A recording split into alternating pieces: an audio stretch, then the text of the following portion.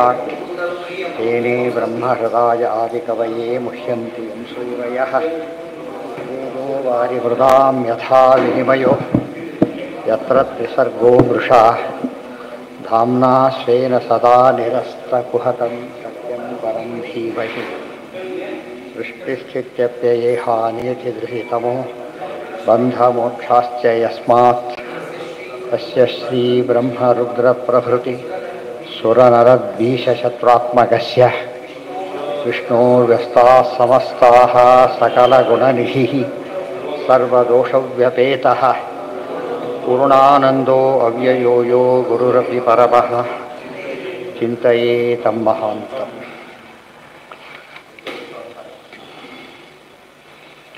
ದ್ವಾಸು ವಿದ್ರುಮ ದೇಹಲ್ಯಾತ್ ಅದಾಯ್ತಲ್ಲ. Next Maitreya ಉವಾಚ ನಿರ್ವೇದವಾದಿನೀವೇವಂ ಮನೋರ್ದುಹಿತರಂ ಮುನಿಃ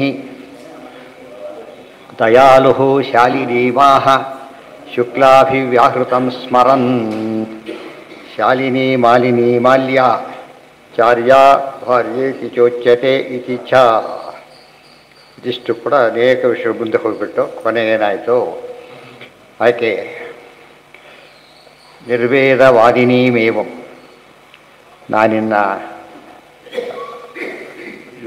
ಪರಿವ್ರಾಜಕರಾಗ್ತಾರೆ ಯಾರು ಕರ್ತಬರು ದೇವಹೂತಿ ದೇವಿ ಪ್ರಾರ್ಥನೆ ಮಾಡ್ತಾರೆ. ಮೋಕ್ಷಕ್ಕೆ ದಾರಿ ಏನು, ಯಾವ ರೀತಿಯಲ್ಲಿ ಮೋಕ್ಷಕ್ಕೆ ಹೋಗಬೇಕು ಅಂತ ಕೇಳಿದರೆ ಅದಕ್ಕೆ ನಿರ್ವೇದವಾದಿನೀಮೇವಂ, ನಿರ್ವೇದ ಅಂದರೆ ವೈರಾಗ್ಯ, ನಿರ್ವೇದವಾದಿನೀಮೇವಂ, ಹೀಗೆ ವೈರಾಗ್ಯವನ್ನು ಹೊಂದಿ ಪ್ರಾರ್ಥನೆ ಮಾಡಿದಂತಹ ತನ್ನ ತಾಯಿ ಮನೋರ್ದುಹಿತರಂ ಮುನಿಹಿ, ಮನುವಿನ ಮಗಳು ತನಗೆ ತಾಯಿ ಅಂತಹ ದೇವಹೂತಿಯನ್ನು ಕುರಿತು ಮುನಿಹಿ ಕಪಿಲ ಮುನಿಯ ರೂಪದ ಸಾಕ್ಷಾತ್ ಶ್ರೀಹರಿ ದಯಾಲು, ಅತ್ಯಂತ ದಯಾಳುವಾಗಿ ಮಾತನಾಡ್ತಾನೆ. ಒಂದರ್ಥ. ಇನ್ನೊಂದರ್ಥ ಇವರು ಕರ್ದಮರು ಮನುವಿನ ಇವರು ತಮ್ಮ ಹೆಂಡತಿ, ಅವರಿಗೆ ಕೇಳಿಕೊಂಡ್ರು ನಾನಿನ್ನು ಸನ್ಯಾಸಿ ಆಗ್ತೀನಿ ಅಂತ ಹೇಳಿದ ತಕ್ಷಣ ಆಗಬಹುದು, ಆದರೆ ನನಗೆ ಒಂದು ಇಷ್ಟು ಮಕ್ಕಳು ಮದುವೆ ಆಗಬೇಕು, ಇನ್ನೊಂದು ಮೋಕ್ಷದ ದಾರಿ ತೋರಿಸ್ಬೇಕು ಅಂತ ಹೇಳಿದಾಗ ಆಗ ಉತ್ತರ ಕೊಡ್ತಾರೆ, ವೈರಾಗ್ಯದ ಮಾತನ್ನು ನೀವು ಹೋಗ್ಬೋದು, ಅದೇ ಸಮಸ್ಯೆ ಇಲ್ಲ,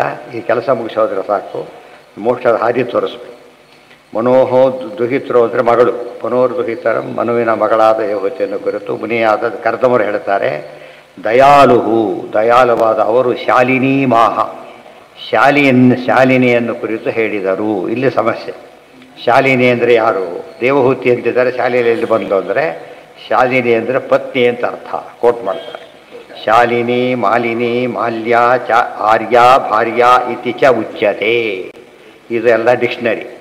ಶಾಲಿನಿ ಮಾಲಿನಿ ಮಾಲ್ಯ ಚಾರ್ಯ ಅಂತ ಓದಬಾರ್ದು, ಚ ಆರ್ಯ, ಆರ್ಯ ಭಾರ್ಯ ಇವಿಷ್ಟು ಕೂಡ ಪತ್ನಿಯ ಪರ್ಯಾಯ ಪದಗಳು. ಆದ್ದರಿಂದ ಪತ್ನಿಗೆ ಕುರಿತು ಹೇಳಿದರು ಅಂತಾನೆ ಹೊರತು ಬೇರೆ ಅಲ್ಲ.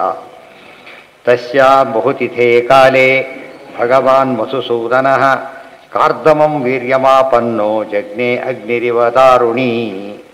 ತಸ್ಯಾಂ ಬಹುತಿಥೇ ಕಾಲೇ ಭಗವಾನ್ ಮಧುಸೂದನಃ ಕಾರ್ದಮಂ ವೀರ್ಯಮಾಪನ್ನಃ ಜಗ್ನೇ ಅಗ್ನಿರಿವ ದಾರುಣೀ. ಮುಂದೆ 6ನೇ ಶ್ಲೋಕಕ್ಕೆ ಹೋಯಿತು.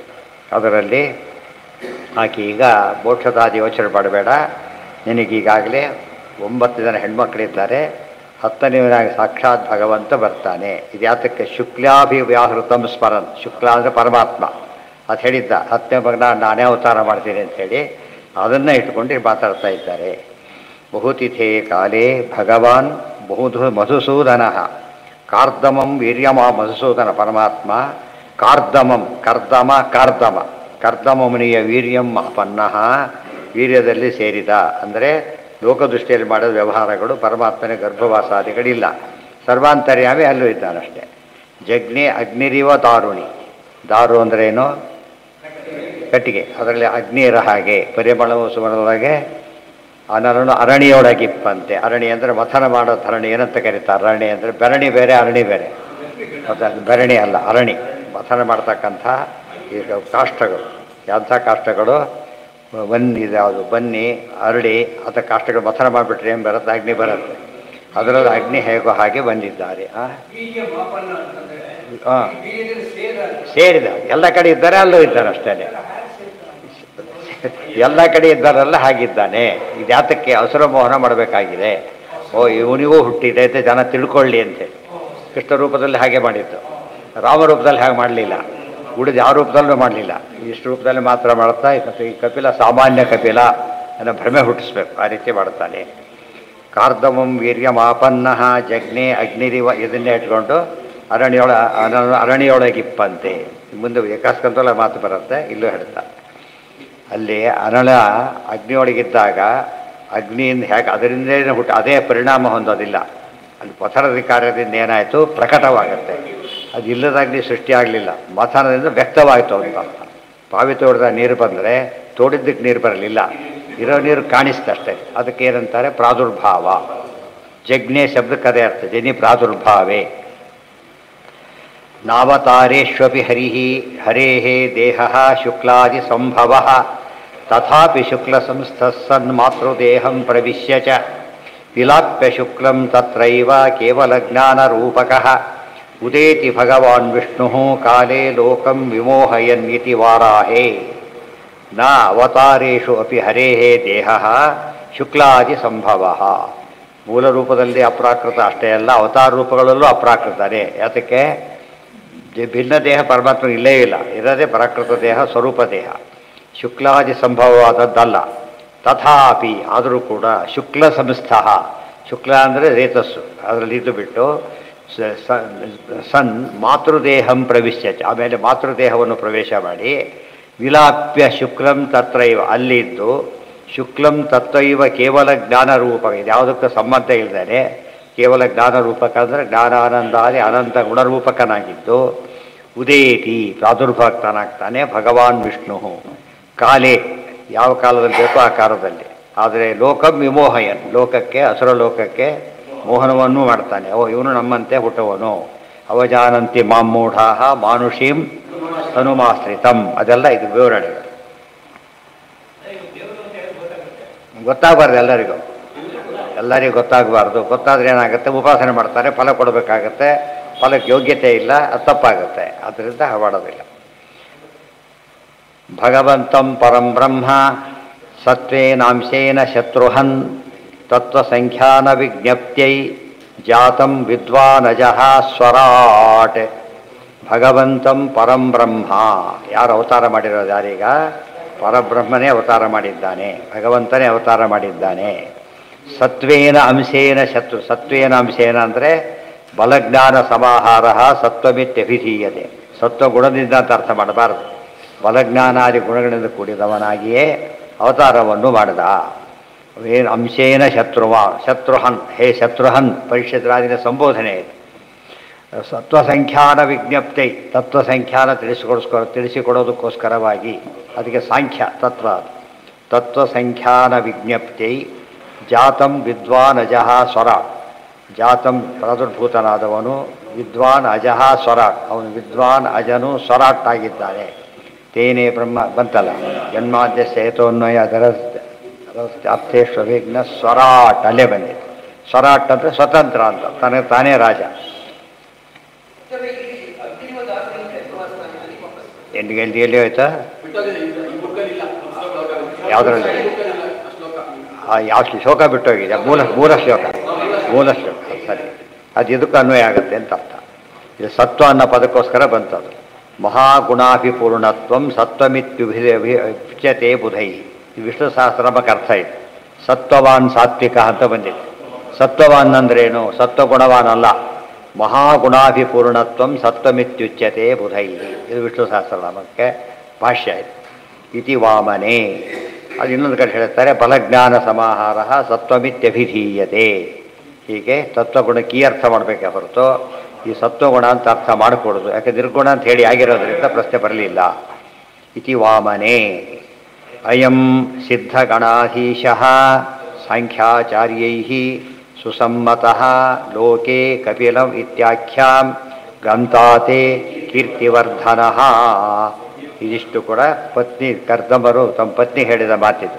ನೀನು ಮೋಕ್ಷ ವಿಚಾರ ಕೇಳಿದೆಯಲ್ಲ, ಮೋಕ್ಷ ಕೊಡೋ ಭಗವಂತನೇ ಬಂದಿದ್ದಾನೆ. ಅಯಂ ಸಿದ್ಧಗಣಾಧೀಶಃ, ಅದಕ್ಕೆ ಸಿದ್ಧಾನಾಂ ಕಪಿಲೋ ಮುನಿ. ಇದು ಈ ಕಡೆ ಇದು ಅಡ್ಡ ಬರುತ್ತಲ್ಲಿದೆ. ಸಿದ್ಧಾನಾಂ ಕಪಿಲೋ ಮುನಿ ಅಂತ ಹೇಳಿದ್ದಕ್ಕೆ ಸಿದ್ಧಗಣಾಧೀಶ ಸಾಂಖ್ಯಾಚಾರ್ಯೈ ಸಿದ್ಧ ಅಂದ್ರೆ ಏನರ್ಥ ಸರ್ವೇಶ್ವರ ಸಿದ್ಧ ಸಿದ್ಧಶ್ಚಾಸೋ ಗಣಾಧೀಶ ವಿಷ್ಣು ಅಂತ ಅರ್ಥ. ಅದಕ್ಕೆ ಸಿದ್ಧಾನಾಂ ಕಪಿಲೋ ಮುನಿ ಲೋಕೆ ನಿದ್ದ ಅಂದರೆ ಮುಕ್ತ ನಿತ್ಯ ಮುಕ್ತ ಅಂತ ಅರ್ಥ. ಇನ್ನೊಂದು ಅರ್ಥ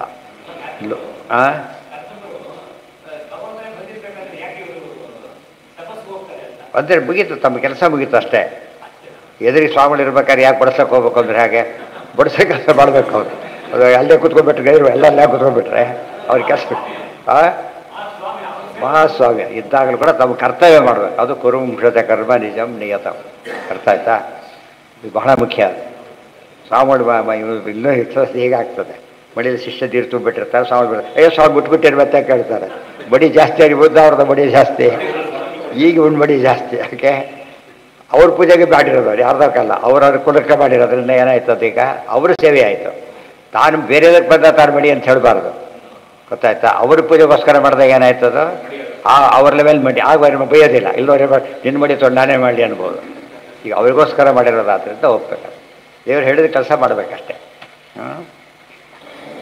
ಅಯಂ ಸಿದ್ಧಗಣಾಧೀಶ ಸಾಂಖ್ಯಾಚಾರ್ಯೈ ಸುಸಮ್ಮತಃ. ಯಾರೋ ಬಿದ್ದರು, ಡಾಕ್ಟ್ರ್ ಕರೀಲಿಕ್ಕೆ ಹೋದ.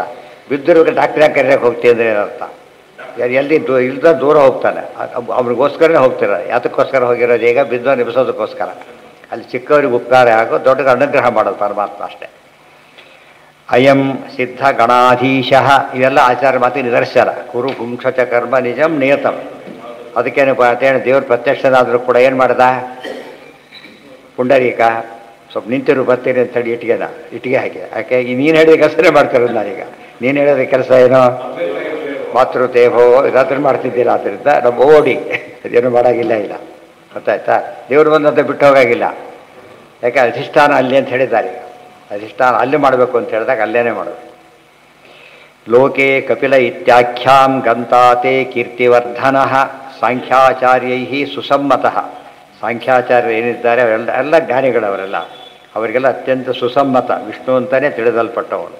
ಸಮ್ಯಕ್ ಮತಃ, ಸು ಇತಿ ಸಮ್ಯಕ್ ಅಂದರೆ ಸಮ್ಮಿತಿ, ವಿಷ್ಣು ರೀತಿ ಮತಃ, ವಿಷ್ಣುವೆಂದೇ ತಿಳಿಯಲ್ಪಟ್ಟವನು. ಲೋಕೆ ಕಪಿಲ ಇತ್ಯಾಖ್ಯಾಂ ಗಂತಾತೆ ಕೀರ್ತಿವರ್ಧನ. ಕಪಿಲ ಅಂತ ಪ್ರಸಿದ್ಧನಾಗ್ತಾನೆ, ನಿನ್ನ ಕೀರ್ತಿ ಬೆಳೆಸ್ತಾನೆ. ಯಾಕೆ? ದೇವಹೂತಿ ಮಗ ಯಾರಿಗೆ ಕ್ರೆಡಿಟ್ ಬಂತೀಗ? ಬರಲಿಲ್ವಾ? ಕಪಿಲ ಬಂದು ಯೋಗ ಉಚ್ಯತೆ ಇತಿ ಕಾಪಿಲೇಯೇ. ಆಧುನಿಕರು ಏನು ಮಾಡ್ತಾರೆ ಅಂದರೆ, ಇಂಥ ವಾಕ್ಯಗಳು ಬಂದಾಗ ಭಗವದ್ಗೀತೆಯ ಬಗ್ಗೆನೇ ಇತ್ತೀಚಿನವ್ರು ಬರೀಬೇಕಾದ್ರೆ ಏನು ಮಾಡ್ತಾರೆ? ಏಕಂ ಸಾಂಖ್ಯಂಚ ಯೋಗಂಚ ಯಃ ಪಶ್ಯತಿ ಸಪಶ್ಯತಿ ಏಷಾತೆ ಅಭೀತಾ ಸಾಂಖ್ಯೆ. ಕೃಷ್ಣ ಸಾಂಖ್ಯಮತ ಯೋಗಮತ ಸಮನ್ವಯ ಮಾಡ್ತಾ ಇದ್ದಾನೆ. ಸಮನ್ವಯ ಸಾಂಖ್ಯಮತ ಬೇರೆಯೇ ಬೇರೆ, ಅದು ಅವೈದಿಕ ಸಾಂಖ್ಯಮತ ನಿರಾಕರಣೆ ಮಾಡ್ತಾನೆ. ವೈದಿಕ ಸಾಂಖ್ಯಮತ ಅದು ಇವರಿಗೆ ಅದು ಗೊತ್ತಿಲ್ಲ. ಸಾಂಖ್ಯ ಯೋಗಗಳನ್ನು ಕೃಷ್ಣ ಸಮನ್ವಯ ಮಾಡಿಬಿಟ್ಟು ತಂದೆ ಫಿಲಾಸಫಿ ಮಾಡ್ದ ಅಲ್ಲ, ತನ್ನ ಫಿಲಾಸಫಿ ಅದೊಂದು ತೋರಿಸ್ದೆ ಅಷ್ಟೇ ಹೊರತು ಅದು ಬೇರೆ ಮಾಡಿದ್ದಲ್ಲ. ಇಲ್ಲಿ ಸಾಂಖ್ಯ ಶಬ್ದಕ್ಕೇನು? ಸಾಂಖ್ಯ ಮತ ಅಂತ ಅರ್ಥ ಅಲ್ಲ. ಸಮ್ಯಜ್ಞಾನಂತೂ ಸಾಂಖ್ಯಂ ಸ್ಯಾತ್. ಯಥಾರ್ಥ ವಿಜ್ಞಾನಂ ಸಾಂಖ್ಯಮಿತ್ಯಭಿಧೀಯತೆ. ವ್ಯಾಸಸ್ಮೃತಿನ ಕೋಟ್ ಮಾಡ್ತಾರೆ. ಸಮ್ಯಕ್ ತತ್ವ ದೃಷ್ಟಿ ಸಾಂಖ್ಯಂ. ಇನ್ನೊಂದು ಕಡೆ ಕೋಟ್ ಮಾಡ್ತಾರೆ, ಇಲ್ಲೇ ಇದೆ. ಸಮ್ಯಜ್ಞಾನಂತೂ ಸಾಂಖ್ಯಂ ಸ್ಯಾತ್. ಸಂಖ್ಯಾ ಅಂದರೆ ಜ್ಞಾನ ಅಂತ ಅರ್ಥ. ಸಂಖ್ಯಾವಾನ್ ಪಂಡಿತ ಕವಿ. ಜ್ಞಾನಿಗಳನ್ನು ಏನಂತ ಕರೀತಾರೆ? ಸಂಖ್ಯಾವಾನ್. ಸಂಖ್ಯಾ ಅಂದರೆ ಜ್ಞಾನ. ಇದು ಸಾಂಖ್ಯ ಅಂದರೆ ಜ್ಞಾನ ಅಂತ ಅರ್ಥ. ಬರೀ ಸಂಖ್ಯೆ ಅಲ್ಲ, ಜ್ಞಾನ. ಅವ್ರಿಗೆ ಹಾಗಲ್ಲ, ಬರೀ ಸಂಖ್ಯೆ. ಸಂಖ್ಯೆ ಸಮ್ಯಜ್ಞಾನಂತೂ ಸಾಂಖ್ಯಂ ಸ್ಯಾತ್ ತದರ್ಥೋ ಯೋಗ ಉಚ್ಯತೆ. ಅದು ಸಾಧನೆ ಮಾಡೋಕ್ಕಿರೋ ಉಪಾಯ ಏನಂತ ಕರೀತಾರೆ? ಯೋಗ ಅಂತ ಕರೀತಾರೆ. ಅಲ್ಲೇ ಏಷಯಾತ ಅಭೀತ ಸಾಂಖ್ಯೆ ಬುದ್ಧಿ ಯೋಗೇತು ಇಮಾಂಶರು. ಇಷ್ಟೊತ್ತು ಜ್ಞಾನ ಹೇಳಿದೆ, ಸಾಧನ ಉಪಾಯ ಹೇಳ್ತೇನೆ ಕೇಳು ಅಂತ ಹೇಳ್ತಾರೆ. ಯೋಗ ಉಪಾಯ, ಅದು ಸರಿಯಾದ ಅರ್ಥ. ಅದು ಇತಿ ಕಾಪಿಲೇಯೇ.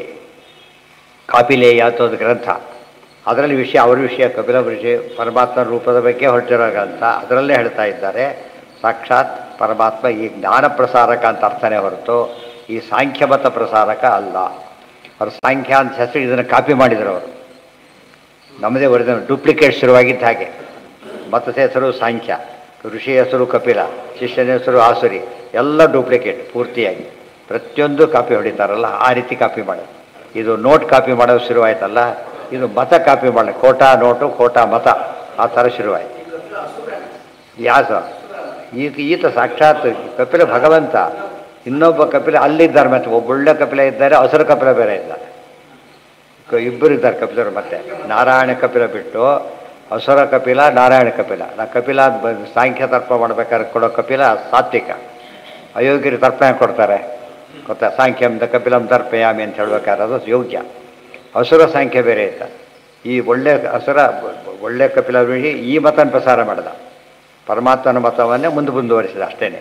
ಆದರೆ ಇನ್ನೊಬ್ಬ ಕಪಿಲ ಏನು ಮಾಡಿ ಡೂಪ್ಲಿಕೇಟ್ ಮಾಡಿಕೊಂಡು ತಾನೇ ಪೌಂಡ್ರಕ ವಾಸುದೇವ ಹೇಗೆ ನಾನೇ ನಿಜವಾದ ವಾಸುದೇವ ಅಂತ ಕ್ಲೇಮ್ ಮಾಡಿದ್ನಲ್ಲ, ಕೃಷ್ಣನ ಎದುರಿಗೇನೆ ಕ್ಲೇಮ್ ಮಾಡ್ತಾನೆ. ಭಾಳ ಆಶ್ಚರ್ಯ, ನಾನೇ ಒರಿಜಿನಲ್ ವಾಸುದೇವ ಅಂತ.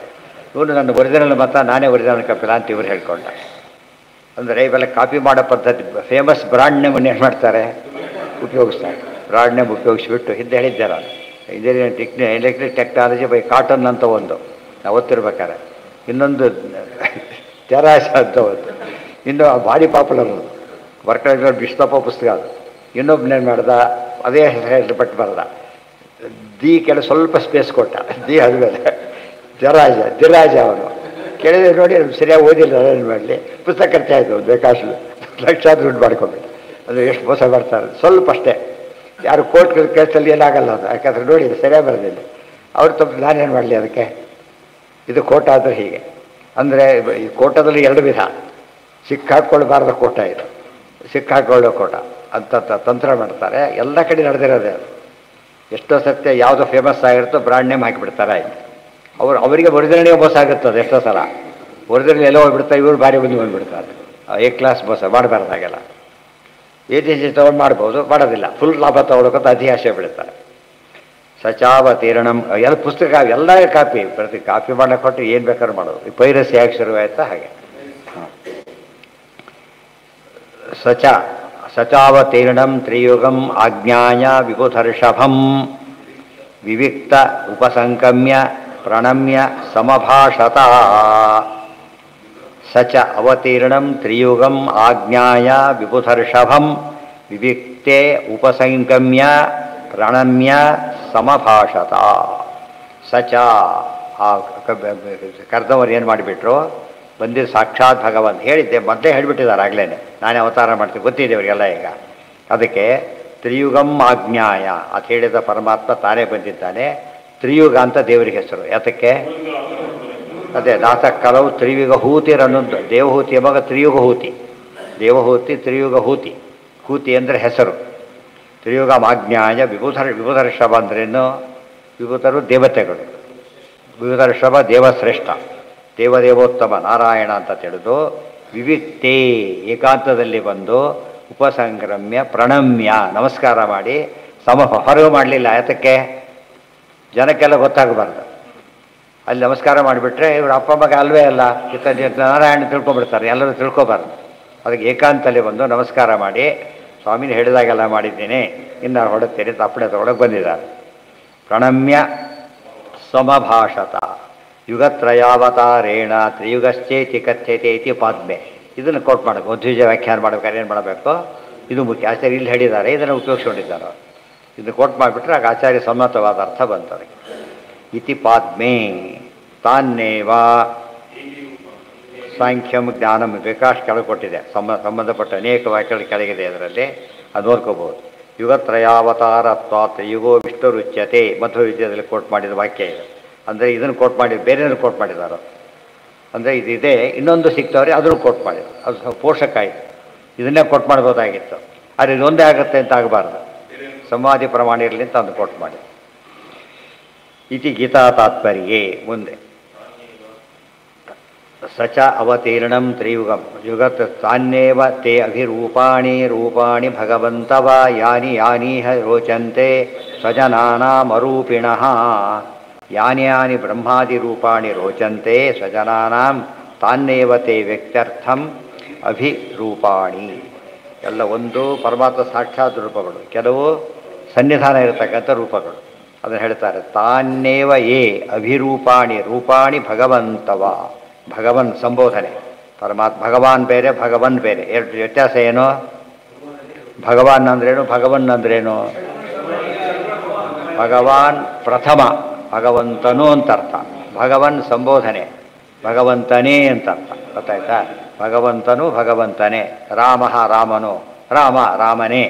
ಸಂಬೋಧನೆ ಅಂದ್ರೇನು? ಅಡ್ರೆಸ್ಸಿವ್ ಕೇಸ್ ಅದು. ನೇರ ಮಾತಾಡೋದಕ್ಕೆ ಏನಂತಾರೆ? ಅಡ್ರೆಸ್ ಮಾಡಿ ಮಾತಾಡಿದರೆ ಅದು ಸಂಬೋಧನೆ. ಸುಮ್ಮನೆ ಹೇಳಿದರೆ ಏನದು? ರಾಮನು ಪ್ರಥಮ ಅಷ್ಟೇ.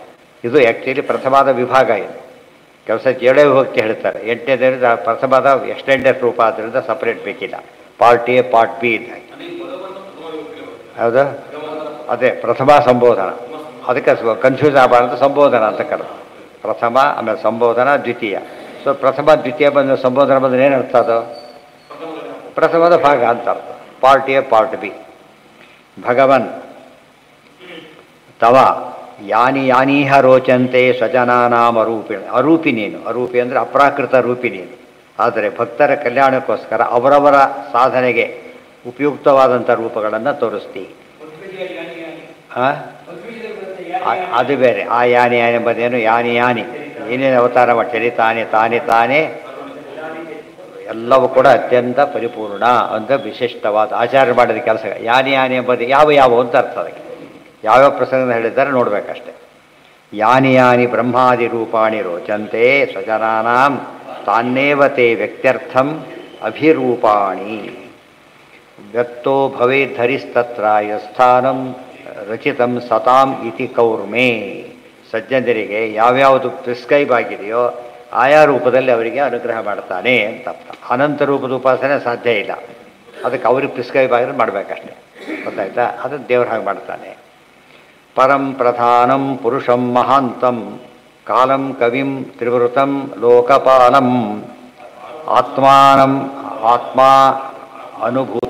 ಆತ್ಮಾನುಭೂತ್ಯಾನುಗತ ಪ್ರಪಂಚಂ ಸ್ವಚ್ಛಂದ ಶಕ್ತಿಂ ಕಪಿಲಂ ಪ್ರಪದ್ಯೆ. ಅವ್ರು ಮಾಡಿ ಸ್ತೋತ್ರ, ಮಗನನ್ನು ಕಪಿಲಂ ಪ್ರಪದ್ಯೆ ಅಂಥೇಳಿ ಸ್ತೋತ್ರ ಮಾಡುತ್ತಾರೆ. ವೇದೈ ಈಗ ಪರಂ ಪ್ರಧಾನಂ ಪುರುಷಂ ಮಹಾಂತಂ ಕಾಲಂ ಕವಿಂ ತ್ರಿವೃತಂ ಲೋಕಪಾಲಂ ಆತ್ಮಾನುಭೂತ್ಯ ಅನುಗತ ಪ್ರಪಂಚಂ ಸ್ವಚ್ಛಂದ ಶಕ್ತಿಂ ಕಪಿಲಂ ಪ್ರಪದ್ಯ. ಒಳ್ಳೆ ಕಪಿಲರ ಸ್ತೋತ್ರ ಇದೆ. ಒಂದೇ ಶ್ಲೋಕದಲ್ಲಿ ಕಪಿಲ ಪರಮಾತ್ಮನ ಸ್ತೋತ್ರ. ಪರಂ ಪೂರ್ಣಂ ಹರಿರೇವ ಪರಹ. ಪರ ಅಂದರೆ ಪೂರ್ಣ ಅಂತ ಒಂದು ಅರ್ಥ. ಇನ್ನೊಂದು ಪಾಲನ ಪೂರ್ಣ, ಪಾಲಕ ಅಂತನೂ ಅರ್ಥ. ಪ್ರಧಾನಂ ಪ್ರಧಾನ ಪುರುಷೇಶ್ವರ ಪ್ರಧಾನ. ಈ ಪ್ರಧಾನ ಅಂದರೆ ಅವ್ಯಕ್ತ ತತ್ವ ಅಂತ ಸರ್ವ ಪ್ರಧಾನ. ಪುರುಷಂ ಪೂರ್ಣ ಷಡ್ಗುಣಂ. ಮಹಾಂತಂ ಮಹಾನ್ ಮನೋರಣೀಯಾನ್ ಮಹಾತೋ ಮಹೀಯ. ಕಾಲಂ ಕಾಲೋಸ್ಮಿ ಲೋಕಕ್ಷಯಕೃತ್ ಪ್ರವೃದ್ಧ ವಿಷ್ಣು ಸಹಸ್ರ ಕಾಲ. ಕವಿಂ ಕವಿ ಅಂದರೆ ಕವಿಂ ಪುರಾಣಂ ಮನುಷ್ಯಾಚಿತಾರಂ ಜ್ಞಾನಿ ಅಂತ ಅರ್ಥ, ಸರ್ವಜ್ಞ. ತ್ರಿವೃತಂ ಅದಕ್ಕೆ ಅರ್ಥ ಹೇಳ್ತಾರೆ. ತ್ರಿವೃತಂ ಅಂದ್ರೇನು? ವೇದೈಹಿ ವೃತತ್ವಾತ್ ಭಗವಾನ್ ತ್ರಿವೃತ್ತಿತ್ಯುಚ್ಯತೆ ಬುಧೈಹಿ. ಎಲ್ಲ ವಿಷ್ಣು ಸಹಸ್ರನಾಮಕ್ಕೆ. ಗೊತ್ತಾಯ್ತಾ? ವೇದೈಹಿ ವೃತ ತ್ರಿ ಅಂದರೆ ವೇದ. ತ್ರಿಭಿಹಿ ವೃತತ್ವಾತ್ ತ್ರಿವೃತಃ. ತ್ರಿಭಿ ತ್ರಯಿ ಅಂತ ವೇದಗಳಿಗೆ ಹೆಸರು. ಆ ವೇದಗಳಿಂದ ಪ್ರತಿಪಾದ್ಯನಾದ್ದರಿಂದ ದೇವರು ಏನಂತ ಹೆಸರು? ತ್ರಿವೃತ್ ಅಂತ ಹೆಸರು. ವೇದೈರ್ವೃತತ್ವಾದ್ ಭಗವಾನ್ ತ್ರಿವೃತ್ತಿತ್ಯುಚ್ಯತೆ ಬುಧೈಹಿ ಇತಿ ಚ. ಶ್ರೀ ಭಗವಾನುವಾಚ. ಮುಂದೆ ಆತ್ಮಾನುಭೂತ್ಯ ಅನುಗತ ಪ್ರಪಂಚಂ. ಆತ್ಮಾನುಭೂತ್ಯ ತನ್ನ ಸ್ವರೂಪದ ಸಾಮರ್ಥ್ಯದಿಂದಲೇ ಅನುಗತ ಪ್ರಪಂಚದೆಲ್ಲ ವ್ಯಾಪಿಸಿರತಕ್ಕಂಥವನು. ಸ್ವಚ್ಛಂದ ಶಕ್ತಿ. ಸ್ವಚ್ಛಂದ ತನ್ನ ಇಷ್ಟಪಡ್ತಕ್ಕಂಥ ಶಕ್ತಿ, ಸ್ವಾಧೀನ ಶಕ್ತಿ, ಸ್ವತಂತ್ರ ಶಕ್ತಿ ಅಂತ ಕಪಿಲಂ ಪ್ರಪದ್ಯೆ. ಕಪಿಲರಾಮಕ ಭಗವಂತನಾದ ನಿನ್ನನ್ನು ಶರಣು ಹೊಂದುತ್ತೇನೆ. ಶ್ರೀ ಭಗವಾನುವಾಚ. ಮಯಾ ಪ್ರೋಕ್ತಂ ಹಿ ಲೋಕಸ್ಯ ಪ್ರಮಾಣಂ ಸತ್ಯಲೌಕಿಕೆ ಅಯಾಚತಿ ಮಯಾ ತುಭ್ಯಂ ಯದವೋಚಮೃತಂ ಮುನೇ ಸತ್ಯಲೌಕಿಕೆ ಯಥಾರ್ಥಜ್ಞಾನ ವಿಷಯೇ ಆಭಾಸೋ ಜ್ಞಾನಮಾಲೋಕೋ ಲೋಕಾಭಾಸಶ್ಚ ಕಥ್ಯತೆ ಇತ್ಯಭಿಧಾನಂ. ಮತ್ತೆ ಉತ್ತರ ಕೊಡ್ತಾರೆ ಅವ್ರ ಪ್ರಾರ್ಥನೆಗೆ. 33 ಕದ ಹೋದರೆ 34 ಹೇಳಿದೆ. 35ನೇ ಶ್ಲೋಕ. ಮಯಾ ಪ್ರೋಕ್ತಂ ಹಿ ಲೋಕಸ್ಯ ಪ್ರಮಾಣಂ ಸತ್ಯಲೌಕಿಕೆ. ನಾನು ಸತ್ಯಲೌಕಿಕವಾದ ಪ್ರಮಾಣವನ್ನು ಹೇಳಿದೆ. ಏನದಕ್ಕೆ ಅರ್ಥ? ಸತ್ಯಲೌಕಿಕೆ ಯಥಾರ್ಥ ಜ್ಞಾನ ವಿಷಯ. ಯಥಾರ್ಥ ಜ್ಞಾನಕ್ಕೆ ಸಂಬಂಧಪಟ್ಟಂತೆ ನಾನು ನಿನಗೆ ಪ್ರಮಾಣವನ್ನಾಗಿ ತಿಳಿಸಿದ್ದೇನೆ ಆಗಲೇ. ಅಯಾಜತಿ ಮಯಾ ಅಥಾಜನಿ. ಅಥಾಜನಿ ಮಯಾ ತುಭ್ಯಂ ಯದವೋಚಂ ಮೃತಂ ಮನೆ. ಅಥ ಅಜನಿ ಮಯಾ ತುಭ್ಯಂ ಯದವೋಚಂ ಅಮೃತಂ ಮನೆ. ಮುನಿಯೇ ನಾನು ನಿನಗೆ ಯತ್ ಅವೋಚಂ ಏನು ಹಿಂದೆ ಹೇಳಿದ್ನಲ್ಲ ಅದೆಲ್ಲ ಋತಂ ಸತ್ಯವಾಗಿ ನಡೆದೋಯ್ತು. ಹಿಂದೆ ಏನು ಹೇಳಿದ್ದೆ ನಿನಗೆ 9 ಹೆಣ್ಮಕ್ಳಾಗ್ತಾರೆ, ಸತ್ಯವ ನಾನು ಅವತಾರ ಮಾಡ್ತೀವಿ ಎಲ್ಲ ಹೇಳಿದ್ನಲ್ಲ, ಅದೆಲ್ಲ ನಡೆದು ಹೋಗಿದೆ. ಅಥ ಅಜನಿ, ಅದಿಷ್ಟು ನಡೆದು ಹೋಗಿದೆ. ಸತ್ಯ ಆಭಾಸೋ ಜ್ಞಾನ ಮಾಲೋಕೋ, ಇಲ್ಲಿ ಲೋಕ ಅನ್ನೋ ಪದ ಬಂದಿದ್ದಕ್ಕೆ ಅರ್ಥ ಹೇಳಿದ್ರು. ಸತ್ಯ ಲೌಕಿಕೆ ಅಂದ್ರೇನು? ಆಭಾಸ, ಜ್ಞಾನ, ಆಲೋಕ, ಲೋಕಾಭಾಸ ಇವೆಲ್ಲ ಪರ್ಯಾಯ ಪದಗಳು. ಕಥ್ಯತೆ ಸತ್ಯಲೌಕಿಕೆ ಅಂತ ಮಾಡಿದ್ರಾಗ. ಸತ್ಯಲೌಕಿಕೆ ಮುಂದೆ ವಿಶ್ವಮೇತದ್ಧಿ ಶಾಸ್ತ್ರೇಣ ವಿಜ್ಞಾಯಾತ್ಮಾನಮೀಶ್ವರಂ ಮುನಿ ಶಾಂತಂ ಶಾಂತಮನೋವಾಕ್ಯ ತದಾ ನಾಖ್ಯಾತ್ಯುಪಪ್ಲವಃ. ವಿಶ್ವಂ ಏತದ್ಧಿ ಶಾಸ್ತ್ರೇಣ ವಿಜ್ಞಾಯ ಆತ್ಮಾನಂ ಈಶ್ವರಂ ಮುನಿ ಶಾಂತಂ, ಆಮೇಲೆ ಶಾಂತಮನೋವಾಕ್ಯ ಒಂದೇ ಪದ, ಶಾಂತಮನೋವಾಕ್ಯ ತದಾ ನ ಆಖ್ಯಾತ್ಯುಪಪ್ಲವಃ. ವಿಶ್ವಮೇತದ್ಧಿ ಶಾಸ್ತ್ರೇಣ, ಶಾಸ್ತ್ರೇಣ ಶಾಸ್ತ್ರಯೋನಿತ್ವ, ಶಾಸ್ತ್ರದ ಹಿನ್ನೆಲೆಯಲ್ಲಿ ಏತದ್ ವಿಶ್ವಂ ಅಥವಾ ಏತದ್ ವಿಶ್ವಂ, ವಿಶ್ವಂ ವಿಷ್ಣುರ್ ವಷಟ್ಕಾರ ಪರಮಾತ್ಮನ ಪೂರ್ಣ ಅಂತ ತಿಳಿದು, ಆತ್ಮನಿ ಆತ್ಮಾನ ಸ್ವಾಮಿ ಅಂತ ತಿಳಿದು, ಈಶ್ವರ ಅಂತ ತಿಳಿದು, ವಿಜ್ಞಾಯ ಅರ್ಥ ಮಾಡಿಕೊಂಡು ಮುನಿಯಾಗಬೇಕು. ಅಂದರೆ ಮನನಾನ್ ಮುನಿ, ಮನನ ಮಾಡಬೇಕು.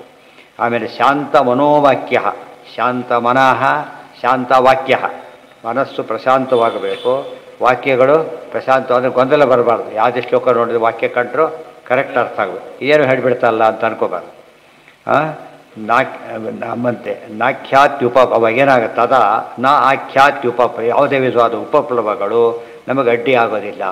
ಈ ಹಂತದಲ್ಲಿ ಧ್ಯಾನ ಕೂತ್ರೆ ಡಿಸ್ಟರ್ಬೆನ್ಸ್ ಇರೋದಿಲ್ಲ ಅಂತ ಅರ್ಥ. ಅದೇನು ಅಂತ ಹೇಳ್ತಾರೆ. ವಿಶ್ವಮೇತೇತಾದೃಶಂ ಅಸಾರಂ ಯತಃ. ಇನ್ನೊಂದು ಅರ್ಥ, ಏತದ್ಧಿ ವಿಶ್ವಂ ವಿಜ್ಞಾಯ, ವಿಶ್ವವನ್ನು ತಿಳಿಬೇಕು. ಏನಂತ? ಅಸಾರ ಅಂತ ತಿಳಿಬೇಕು. ಸಾ ಅಸಾರ, ಅದು ಜಗತ್ತು ಜಗನ್ನಾಥ, ಜಗತ್ತು ಅಸಾರ, ಜಗನ್ನಾಥ ಸಾರ. ಒಂದು ಆಫೀಸಲ್ಲಿ ಕೆಲಸ ಆಗಬೇಕಾಗಿತ್ತು, ಆಫೀಸ್ ಹೊರಟು ನಿಂತ್ಕೊಂಡ, ಆಫೀಸರೇ ಸಿಕ್ಕ, ಕೆಲಸ ಆಗೋಯ್ತು. ಆಫೀಸಿಂದ ಕೆಲಸ ಆಗುತ್ತಾ, ಆಫೀಸರಿಂದ ಕೆಲಸ ಆಗುತ್ತಾ? ಅಷ್ಟೇ. ಆಫೀಸ್ಗೆ ಅಲ್ಲಿದ್ದಾನೆ ಅಂತ ಹೋಗ್ಬೇಕಾಗಿತ್ತು ಅಷ್ಟೇ. ಇಲ್ಲೇ ಬಂದರೆ ಪ್ರಸಂಗನೇ ಇಲ್ಲ. ಅದಕ್ಕೆ ಜಗತ್ತು ದೊಡ್ಡದು, ಜಗನ್ನಾಥ ದೊಡ್ಡವನು ಅಂದರೆ ಮೋಕ್ಷ ಕೊಡೋ ಎಲ್ಲ ಕೊಡೋ ಜಗನ್ನಾಥನು ಜಗತ್ತಲ್ಲ. ಆದರೆ ಉಪಾಸನೆ ಅಧಿಷ್ಠಾನ ಯಾವುದು? ಜಗತ್ತು. ಅಧಿಷ್ಠಾನವನ್ನು ಜಗತ್ತನ್ನು ಅರ್ಥ ಮಾಡ್ಕೋಬೇಕವರು, ಅದನ್ನೇ ಸುಳ್ಳು ಅಂದ್ಬಿಟ್ರೆ ಅಧಿಷ್ಠಾನ ಸುಳ್ಳು, ಆಫೀಸರು ಸುಳ್ಳಾಗ್ಬಿಡ್ತಾರೆ. ಅದಕ್ಕೆ ಜಗತ್ತನ್ನು ಒಪ್ಪದೆ ಹೋದರೆ ಜಗನ್ನಾಥತ್ವನೂ ಹೊರಟೋಗುತ್ತೆ ದೇವರಿಗೆ. ಇದು ದುಃಖಾಜ್ಞಾನಾದ್ಯುಪದ್ರವೋನ ನಿರಹಂಕೃತಿರ್ನಿರ್ಮಮಶ್ಚ. ಯಾರು ಆಫೀಸರ್, ಯಾವ ಆಫೀಸು ಅಂತ ಕೇಳ್ತಾರೆ, ಬರೇಣೆ ಆಫೀಸು ಅಂತ ಕೇಳಿದರೆ ಕೆಲಸ ಸಿಕ್ಕಿಲ್ಲ ಅಂತ ಅರ್ಥ. ನಿರಹಂಕೃತಿ ನಿರ್ಮಮಶ್ಚ ನಿರ್ದ್ವಂದ್ವ ಸಮದೃಕ್ ಸ್ವದೃಕ್ ಪ್ರತ್ಯಗ್ರಹ ಶಾಂತಧೀರ್ಧೀರ ಅರ್ಥ ಬರಲಿಲ್ಲ. ಅತ ಈಶ್ವರಂ ವಿಜ್ಞಾಯ, ಪರಮಾತ್ಮ ಈಶ್ವರ. ನ ಆಖ್ಯಾತ್ಯುಪಪ್ಲವ ಅಂದರೆ ಏನು? ದುಃಖಾಜ್ಞಾನಾದ್ಯುಪದ್ರವೋ ನ, ದುಃಖ ಅಜ್ಞಾನಾದಿ ಉಪದ್ರವಗಳು ಉಂಟಾಗೋದಿಲ್ಲ. ದುಃಖ ಬಂದರೂ ಧ್ಯಾನ ಮಾಡ್ಲಿಕ್ಕೆ ಬರೋದಿಲ್ಲ, ಅಜ್ಞಾನ ಬಂದರೂ ಧ್ಯಾನ ಮಾಡ್ಲಿಕ್ಕೆ ಬರೋದಿಲ್ಲ. ಉಪದ್ರವಗಳೆಲ್ಲ ಕೂಡ ಅವೆಲ್ಲ ಹೊರಟೋಗುತ್ತೆ. ನಿರಹಂಕೃತಿರ್ನಿರ್ಮಮಶ್ಚ ನಿರ್ದ್ವಂದ್ವ ಸಮದೃಕ್ ಸ್ವದೃಕ್ ಪ್ರತ್ಯಗ್ರ ಶಾಂತಧೀರ್ಧೀರ ಪ್ರಶಾಂತೋರ್ಮಿರಿಬೋಧಿ ಆತ್ಮಾನಂ ಸರ್ವಭೂತೇಷು ಭಗವಂತಂ ಅವಸ್ಥಿತಂ ಅಪಶ್ಯತ್ ಸರ್ವಭೂತಾನಿ ಭಗವತ್ಯಪಿ ಚಾತ್ಮನಿ. ಆತ್ಮಾನಂ ನಿರಹಂಕೃತಿ, ಅಹಂಕಾರವನ್ನು ಬಿಡಬೇಕು. ನಿರ್ಮಮೋ ನಿರಹಂಕಾರ ಸಶಾಂತಿ ಮಧಿಗಚ್ಚತಿ. ನಿರ್ಮಮಶ್ಚ, ಅದು ಗೀತಾ, ಇದು ಗೀತಾ, ಇದು ಕಪಿಲ ಗೀತಾ, ಅದು ಕೃಷ್ಣ ಗೀತಾ. ನಿರ್ಮಮಶ್ಚ, ಅಹಂಕಾರ ಬಿಡಬೇಕು, ಮಮಕಾರ ಬಿಡಬೇಕು. ನಿರ್ದ್ವಂದ್ವ, ದ್ವಂದ್ವಗಳನ್ನು ಗೆಲ್ಲಬೇಕು, ಸುಖ ದುಃಖಾದಿಗಳನ್ನು ನಿಲ್ಲಬೇಕು. ಸಮದ್ರ, ಚಳಿಗಾಲದಲ್ಲಿ ಹೇಳೋದಿಲ್ಲ, ಏನಂತ ಚಳಿ ಅಂತೇಳಿ. ಬೇಸಿಗೆಯಲ್ಲಿ ಹೇಳೋದಿಲ್ಲ, ಇಷ್ಟೊತ್ತು ನಿದ್ದೆ ಬಂದಿದ್ದು ಸ್ವಲ್ಪ ಕೂಲಾಗಿದೆ ಮಲಗ್ತಿದ್ದೀವಿ ಬಿಡೋದು, ಬೆಳಿಗ್ಗೆ ಆರಾಮ ನಿದ್ದೆ ಹೊಡೆದ್ಬಿಡೋದು. ಅದು ಏನು ಬಂದರೂ -ಪಾಯಿಂಟೇ. ಇಲ್ಲಿ ಹಾಗೆ ಏನು ಬಂದರೂ +ಪಾಯಿಂಟ್ ಮಾಡ್ಕೋಬೇಕು ಹೊರತು ಏನು ಮಾಡಬಾರ್ದು, -ಪಾಯಿಂಟ್ ಮಾಡ್ಕೋಬಾರ್ದು. ಅದೇ ಚಾಲೆಂಜ್ ಅಂತ. ಘಾಟ್ ಸೆಕ್ಷನ್ನು ನಿದ್ದೆ ಹೊಡೆದ್ಬೇಡಿ, ಆಗಲ್ರಿ ಘಾಟ್ ಸೆಕ್ಷನ್ ಹಿಡಿಬೇಕಾದ್ರೆ ಪ್ಲೇನ್ ಸೆಕ್ಷನ್ ರೆಸ್ಟ್ ಆಗುತ್ತಿದೆ ಅಂತ. ಮತ್ತು ಹೋಗೋದು ಯಾವಾಗ ಅವನು ಮುಂದೆ ಬರೀ ಕಾಲ್ಡಾಡ್ತಾ ಕೂತ್ಕೊಂಡ್ರೆ ಸಾಧನೆ ಆಗೋದು. ಏನೇ ಬರಲಿ, ಸುಖವಾಗಲಿ ದುಃಖವಾಗಲಿ ಸಖನೀನಾಗಿರೋ ಹೋಗ್ತಾನೆ ಇರಬೇಕು. ಅದನ್ನು ಹೇಳ್ತಾರೆ ಇಲ್ಲಿ, ಸ್ವಲ್ಪ ಹೇಳ್ತಾರೆ. 2 ಸರ್ತಿ, 2 ಭಾಗವತರು 2 ಸರ್ತಿ, ಸಪ್ತಮದಲ್ಲೊಮ್ಮೆ ಏಕಾಸ್ತದಲ್ಲೊಮ್ಮೆ ಹೇಳ್ತಾರೆ. ಇಷ್ಟ ಉಪದ್ರವ ಉಪಪ್ಲವ ವಿಘ್ನ ಅಂತ ಅರ್ಥ. ಅಡೆತಡೆಗಳು ಇರೋದಿಲ್ಲ. ಆತ್ಮಾನಂ ಸರ್ವಭೂತೇಷು ಆಮೇಲೆ ಪ್ರತ್ಯಗ್ರಹ ಫ್ರೆಶ್ ಆಗಿರಬೇಕು, ಪ್ರತ್ಯಗ್ರಹ ಫ್ರೆಶ್ ಆಗಿರಬೇಕು. ಶಾಂತಧೀಹಿ ಮನಸ್ಸು ಶಾಂತವಾಗಿರಬೇಕು. ಧೀರ ಧಿಯಾ ರಮತೆ ಇತಿ ಧೀರ ಧೀರಸ್ತತ್ರ ನಮುಹ್ಯತಿ ಹಿಂದೆ ಬಂದಿದೆ ಭಗವದ್ಗೀತೆಯಲ್ಲಿ. ಪ್ರಶಾಂತೋರ್ಮಿರಿವ ಉದಧಿ ಹೇಗಿರಬೇಕು ಗೊತ್ತಾ? ಸುದಧಿ ಸಮುದ್ರ ಇದ್ದಾಗಿರಬೇಕು. ಎಂಥ ಸಮುದ್ರ? ಪ್ರಶಾಂತೋದ್ರಿ. ಇದೆಲ್ಲ ಕ್ಷುಬ್ಧ ಸಮುದ್ರ ಆಗಬಾರದು, ಸುನಾಮಿ ಬಂದ ಸಮುದ್ರ ಆಗಬಾರದು. ಸ್ಟಿಲ್ ರಾಮೇಶ್ವರದಲ್ಲಿ ಇರುತ್ತಲ್ಲ, ಕೆರೆ ಕೂಡ ಬರೋದಿಲ್ಲ ಅಲ್ಲಿ. ರಾಮೇಶ್ವರದಲ್ಲಿ ಕೆರೆ ಕಂಡಕ್ಕೆ ಕಾಣುತ್ತೆ, ಅದು ವಿಚಿತ್ರ. ಅಷ್ಟು ಶಾಂತವಾಗಿರೋ ಸಮುದ್ರ ಕಾಣೋದು ಕಷ್ಟ. ಎಡಗಡೆಯೆಲ್ಲ ಸ್ಟಿಲ್ಲು, ಬಲಗಡೆಯೆಲ್ಲ ಭಾರಿ ಜೋರು. ಧನುಷ್ಕೋಟಿ ನೋಡಿದರೆ ಇದು ಹೊಡಿತಾ ಇದೆ, ಏನು ನಿಂತ್ಬಿಟ್ಟು ಸುಮ್ಮನೆ ನಿಂತ್ಬಿಟ್ಟಿರೋದು. ಅದು ಇದರಿಂದ ಅವತ್ತಿನಿಂದ ಅಲ್ಲಾಡಿಲ್ಲ ಮತ್ತೆ. ಯಾವುದಕ್ಕೆ? ಭಾರಿ ದೊಡ್ಡದು ಜಗನ್ನಾಥ. ಜಗನ್ನಾಥದಲ್ಲಿ ಭಾರಿ ದೊಡ್ಡದು ಬರುತ್ತೆ ಅಲೆಗಳೆಲ್ಲ. ಇದರಲ್ಲಿ ದ್ವಾರಕಾದಲ್ಲೂ ದೊಡ್ಡದು ಬರುತ್ತೆ. ಆತ್ಮಾನಂ ಇದ್ರ ಕೊಲ್ಲಿ. ಇದು ಕೊಲ್ಲಿ ಅಂದರೆ ಅದು ಅರೇಬಿಯನ್ ಸಿ, ಅದು ಬಂಗಾಳ ಕೊಲ್ಲಿ, ತುಂಬ ಡೀಪಾಗಿರೋದು. ಅದಕ್ಕೆ ಆದ್ದರಿಂದ ಇದ್ರ ರೀತಿ ಬೇರೆ, ಈ ರೀತಿ ಬೇರೆ. ಇದು ಮಾತ್ರ ವಿಷಯ ಎಕ್ಸೆಪ್ಷನ್. ಪ್ರತ್ಯಗ್ರಹ ಹೇಗಿರಬೇಕು ಅಂದರೆ ಸಮುದ್ರ ಆಗಿರಬೇಕು ಅಂತ ಅಷ್ಟೇ ಹೇಳ್ಬಿಟ್ರೆ ಏನಾಗುತ್ತೆ? ಕ್ಷುಬ್ಧ ಸಮುದ್ರ ಆಗಿಬಿಟ್ರೆ ಕಷ್ಟ. ಅದಕ್ಕೆ ಪ್ರಶಾಂತ ಸಮುದ್ರ ಅಂತೇಳಿ. ಊರ್ಮೆ ಅಂದರೆ ಅಲೆ, ಪ್ರಶಾಂತ ಊರ್ಮೆ ಅಂದರೆ ಅಲೆ ಇಲ್ಲದೇ ಇಲ್ಲ ಅಂತ ಸಮುದ್ರ ಆಗಬೇಕು ಅಂತ. ನಿರುತ್ತ ಅಂತೇಳಿ ಎಕ್ಸಾಂಪಲ್ ಸಿಕ್ಕಿದೆ ನಮಗೆ. ಇರೋದಲ್ಲಿ ಎಲ್ಲಿ ಎತ್ತು ಬಿಡುತ್ತೆ, ಇದೇ ಒಂದು ಕಡೆ ಇದೆ ನೋಡಿ ಅಂತ ಹೇಳಿದರು. ಅದು ರಾಮದೇವರಿಂದ ಆಗಿದ್ದ, ದೇವರ ಅನುಗ್ರಹದಿಂದ ಆಗಬೇಕೆ ಹೊರತು ಇಲ್ಲದೋರಾಗೋದಿಲ್ಲ. ಭಗವದ್ಗೀತೆಯಲ್ಲಿ ಬಂದಿದೆ ಮಾತು. ಆಪೂರ್ಯಮಾಣ ಮಜಲ ಪ್ರತಿಷ್ಠಂ ಸಮುದ್ರ ಮಾಪಹ ಪ್ರವೇಶಂತಿ ಅಂತಂದೇಳಿ ಆ ದೃಷ್ಟಾಂತನ ಕ್ಲಿಯರ್ ಮಾಡಿದರು. ಬರೀ ಸಮುದ್ರಕ್ಕೆ ಹೋಲಿಸಬಾರ್ದು, ಶಾಂತ ಸಮುದ್ರಕ್ಕೆ ಹೋಲಿಸ್ಬೇಕು ಅಂತ ಅರ್ಥ. ಆತ್ಮಾನಂ ಸರ್ವಭೂತೇಷು ಭಗವಂತಂ ಅವಸ್ಥಿತಂ ಅಪಶ್ಯತ್ ಸರ್ವಭೂತಾನಿ ಭಗವತ್ಯಪಿ ಚಾತ್ಮನಿ. ಆತ್ಮಾನಂ ಸರ್ವಭೂತೇಷು ಭಗವಂತಂ ಅವಸ್ಥಿತಂ. ಸರ್ವಭೂತೇಷು ಅವಸ್ಥಿತಂ ಭಗವಂತಂ ಆತ್ಮಾನಂ. ಎಲ್ಲ ಪ್ರಾಣಿಗಳಲ್ಲೂ ಕೂಡ ನೆಲೆಸಿರ್ತಕ್ಕಂಥ ಭಗವಂತನಾದ ಪರಮಾತ್ಮನನ್ನು ಕಾಣಬೇಕು. ಆತ್ಮಾನಂ ಸ್ವಾಮಿ ಅಂತಲೇ ಕಾಣಬೇಕು. ಅದು ಕೂಡ ಅಪಶ್ಯತ್ ಸರ್ವಭೂತಾನಿ. ಅದೇ ರೀತಿ ಭಗವತ್ಯಪಿ ಚಾತ್ಮನಿ. ಎಲ್ಲ ಭೂತಗಳನ್ನು ಪರಮಾತ್ಮನಲ್ಲಿ ಗೊತ್ತಾಯ್ತಾ? ಭೂತಗಳಲ್ಲಿ ಪರಮಾತ್ಮನಲ್ಲಿ ಭೂತಗಳನ್ನು ನೋಡಬೇಕು. ಬಂದಿದೆ ಭಗವದ್ಗೀತೆ ಎಷ್ಟೋ ಸರ್ವಭೂತಾನಿ ಚಾತ್ಮಾನಿ ಅಂತೇಳಿ. ಸಪಶ್ಯತ್ ಸರ್ವಭೂತಾನಿ ಭಗವತ್ಯಪಿ ಎಲ್ಲ ಅರ್ಥ ಆಯಿತು. ಎಲ್ಲವೂ ಭಗವದಧೀನ, ಎಲ್ಲದರೊಳಗೂ ದೇವರಿದ್ದಾನೆ. ಇದನ್ನು ಸಾಕ್ಷಾತ್ಕಾರ ಮಾಡಬೇಕು. ದೊಡ್ಡ ಆಫೀಸ್ ಅದು. ಒಬ್ಬ ಮುಖ್ಯಸ್ಥ, ಎಲ್ಲರೂ ಅವನ ಕೈ ಕಡೆ. ಅಷ್ಟು ಜನ ಕೂಡ ಯಾರ ಕೈ ಕೊಡಗಿದ್ದಾರೆ? ಅವನ ಕೈ ಕಡೆಗಿದ್ದಾರೆ. ಇಡೀ ಆಫೀಸ್ ಅವನ ಕೈ ಕೊಡಗಿದೆ. ಗೊತ್ತಾಯ್ತಾ? ಮತ್ತು ಎಲ್ಲಿ ಹೋದರೂ ಕೂಡ ಅವನದೇ ಅಧಿಕಾರ. ಎಲ್ಲರೂ ಕೂಡ ಅವನ ಅಧೀನದಲ್ಲಿದ್ದಾರೆ. ಎಲ್ಲದರಲ್ಲೂ ಅವನಿದ್ದಾನೆ. ಅವನಲ್ಲಿ ಎಲ್ಲ ಇದೆ. ಒಗಟಿದು ಒಂದು. ಎಲ್ಲ ಅವನಲ್ಲಿದೆ ಅಂದರೆ ವ್ಯಾಪ್ತಿ. ಗೊತ್ತಾಯ್ತಾ? ಎಲ್ಲದರಲ್ಲಿ ಇದ್ದಾನೆ ಅಂತ ಹೇಳಿದರೆ ಅದು ವ್ಯಾಪ್ತಿ. ಇದು ಸ್ವಾಮಿತ್ವ. ಸ್ವಾಮಿತ್ವ ಅಲ್ಲಿ, ವ್ಯಾಪ್ತಿ ಇಲ್ಲಿ. ಗೊತ್ತಾಯ್ತಾ? ಅದನ್ನು ತಿಳ್ಕೋಬೇಕು. ಆತ್ಮನಿ ಪ್ರತ್ಯಗ್ರಹ ಪ್ರತ್ಯಗ್ರತಿ. ಪ್ರತ್ಯಗ್ರಹ ಆಗಬೇಕು, ಪ್ರತ್ಯಗ್ರತಿ ಅಂದರೆ ಒಳಗಿರೋ ಭಗವಂತನಲ್ಲಿ ಆಸಕ್ತನಾಗಬೇಕು, ಆತ್ಮರತಿ ಆಗಬೇಕು ಅಂತ ಅರ್ಥ. ಭೂತಗರ್ಭಶ್ಚ ಭೂತಸ್ಥಃ ನೋಡಿ. ಅನನ್ಯಾಧೀನ ಶಕ್ತಿತ್ವಾತ್ ಹರಿಹಿ ಸ್ವ ಇತಿ ಚೋಚ್ಯತೆ ಇತಿ ಮಾತ್ಸ್ಯೆ. ಸ್ವದೃಕ್ ಅಂತ ಪದ ಬಂತು. ಸಮದೃಕ್ ಸ್ವದೃಕ್. ಸ್ವ ಅಂದರೆ ತನ್ನನ್ನು ನೋಡ್ಕೋಬೇಕು ಅಂತ ಅರ್ಥ ಅಲ್ಲ, ದೇವರನ್ನು ನೋಡಬೇಕು ಅಂತ ಅರ್ಥ. ದೇವರನ್ನು ನೋಡಬೇಕು. ಸ್ವಹ ಅಂತ ದೇವರ ಹೆಸರಿದೆ. ಯಾತಕ್ಕೆ? ಅನನ್ಯಾಧೀನ ಶಕ್ತಿತ್ವಾತ್ ಹರಿಹಿ ಸ್ವ ಇತಿ ಚೋಚ್ಯತೆ. ಅದಕ್ಕೆ ಸ್ವಾದೃಕ್ ಅಂದರೆ ವಿಷ್ಣು ದೃಕ್ ಅಂತ ಅರ್ಥ. ಆ ಶಬ್ದಕ್ಕೆ ಅರ್ಥ ಇದೆ. ಇನ್ನೊಂದು ಕಡೆ ಹೇಳ್ತಾರೆ, ಪರಹ ಸ್ವಹ ಹರಿಹಿ ಉದ್ದಾಮ ಇತಿ ನಾಮಚತುಷ್ಟಯಂ ವಿಷ್ಣೋರ್ಗುಹ್ಯಂತ ಯೋ ವೇದ ಮುಚ್ಯತೆ ಸರ್ವಪಾತಕೈ. ಇದು ಭಾಗವತ ಮುಂದೆ ಬರುತ್ತೆ. ಎತ್ತರಿಸ್ಕೊಂಡು ಕೋಟ್ ಮಾಡ್ತಾರೆ. ಪರಹ ಹರಿಹಿ ಸ್ವಹ ಉದ್ದಾಮ ಪರಮಾತ್ಮನ ರಹಸ್ಯ ನಾಮಗಳು. ಯಾರು ತಿಳಿತಾರೋ ಅವರು ಎಲ್ಲ ಪಾಪಗಳಿಂದ ಬಿಡುಗಡೆ ಹೊಂದ್ತಾರೆ. ಫಲಶ್ರುತಿ ಹೇಳಿದ್ದಾರೆ. ಅದಕ್ಕೆ ಸ್ವ ಅಂತ ಕಲ್ಪಿಸಿದ್ರು. ಇನ್ನೊಂದು ಕಡೆ ಒತ್ತು ಹೇಳ್ತಾರೆ, ಸ್ವತಂತ್ರತ್ವ ಸ್ವಯುಕ್ತ. ಸ್ವ ಅಂದರೆ ಸ್ವತಂತ್ರ ಅಂತ ಅರ್ಥ. ಅನೇಕ ಅರ್ಥಗಳು ಸ್ವ ಅನ್ನೋ ಶಬ್ದಕ್ಕೆ. ಅದು ಬೇರೆ. ಅಲ್ಲಿ ಪರಂ ಬೆಲೆ ಬಂದಿಲ್ಲ. ಅಲ್ಲಿ ಸ್ವ ಬರಬೇಕಂತ. ಪರಹ ಸ್ವಹ ಹರಿಹಿ ಉದ್ದಾಮ ಇತಿ ನಾಮಚತುಷ್ಟಯಂ ವಿಷ್ಣೋರ್ಗುಹ್ಯಂತು ಯೋ ವೇದ. ರಹಸ್ಯನಾಮಗಳು. ಮುಚ್ಯತೆ ಸರ್ವಪಾತಕೈ. ತಿಳ್ಕೊಂಡ್ರೆ ಅಷ್ಟು ಫಲಶ್ರುತಿ ಇದೆ. ಆಗ ಪದ ಉಪಯೋಗಿಸಿದ್ದಾರೆ ಅಂತ ಅರ್ಥ.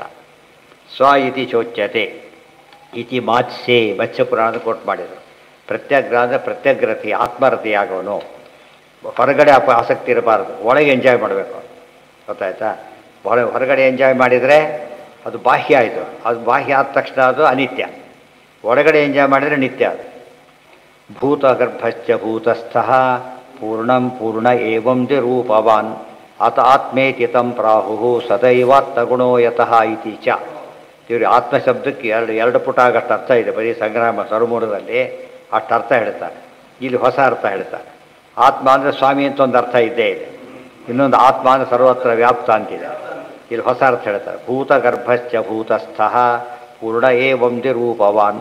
ಭೂತಗರ್ಭ ಅಂದರೆ ಭೂತಗಳನ್ನು ಒಳಗಿಟ್ಕೊಂಡವನು, ಭೂತಗಳು ಒಳಗಿರೋನು, ಭೂತನ ಒಳಗಿಟ್ಕೊಂಡವನು, ಭೂತನ ಹೊರಗೂ ಇರೋನು.